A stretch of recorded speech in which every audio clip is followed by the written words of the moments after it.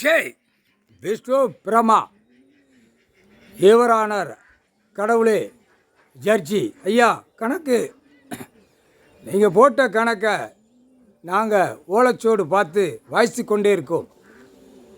காவல்துறை அதிகாரி க்ளோஸ் பண்ணிட்டார், நீதி அரசரே கடவுளே பண்ணிட்டார், நீதிபதி ஜட்ஜி கணக்கு எழுதிட்டார்.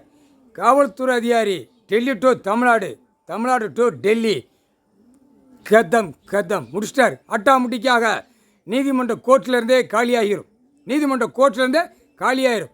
எல்லா சேஷனும் மூடி போகும். மந்திரத்தால் எலுமிச்சம்பழம் மந்திரத்தால் கட்டிட்டார், தூக்கி எறிதார், தூக்கி எறிதார்.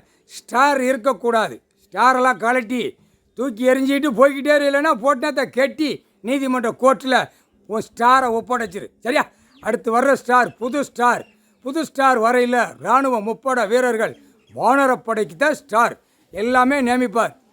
பூமியை பாழாக்கி விட்டானே காவல்துறை அதிகாரி அனைத்தும் எவ்வளோ தப்பு செய்தான். 2ஆம் நம்பரை பார்க்கான், பில்டிங்கை போடுதான், பூரா விவசாயத்தை இடத்த அழிக்கான், எல்லாம் கந்தல் கோலமாக ஆக்கி விட்டான். இந்த பேலால் இந்த காவல்துறையை வச்சு பாழாக்கி போட்டான், அம்புட்டோம்.